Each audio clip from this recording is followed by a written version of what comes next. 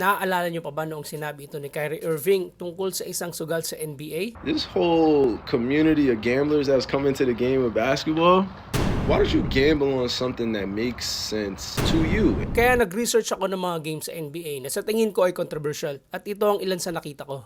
4 na games na parang kakaiba. Ang Sixers versus Pacers, Halliburton's gonna let it fly and hit again. Nuggets versus Jazz, Murray, they missed the layup. Heat versus Hawks, It's their second most this year, and at ang Suns versus Wolves na parang tila nadulas pa yung commentator. Damian Lee, this is for Vegas. Bakit ang mga games na to ang sa tingin ko ay may halong sugal? Well, isa-isahin natin ang video. Una ang Sixers versus Pacers. 5.9 seconds na lang kasi sa orasan at lamang na ng 7 ang Sixers nang bumira pa ng 3 points si Halliburton na nagpababa ng lamang sa 4. Sinearch ko yung odds ng game na yan at ayun nga, -6 or -6 ang Sixers sa laban na yan. Kaya pala ganoon na lang ang reaksyon ni Embiid. Parang panalo sa game pero talo sa pera. Next ay Hawks versus Heat.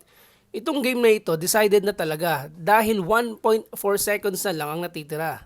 Pero mukhang may nahabol na score ang Hawks at tumikada pa ng Tracy Murray. Ouch! Ito matindi. Mukhang nadulas pa yung commentator. For the what? Damian Lee, this is for Vegas. Bang! Pasok ang +6. Ito namang Nuggets, muntikan pang matalo. Ewan ko ba kay Murray bakit kailangan pa itira, lamang na sila ng 2 at need na lang ubusin ng oras.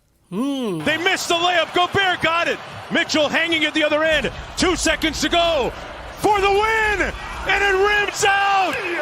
Sa totoo lang, hindi ako marunong tumaya ng sports ad dahil hindi ko naiintindihan. Hindi ko naiintindihan ng mga numero. Ang mga ito ay ni-research ko lang at ipinagtanong-tanong sa mga nakakaalam. At kung mapapansin nyo, hindi ako nagpo-promote ng betting site kahit maraming nag-aalok sa akin. At kung alam nyo paano nilalaro ang betting ads, i-comment lang sa baba.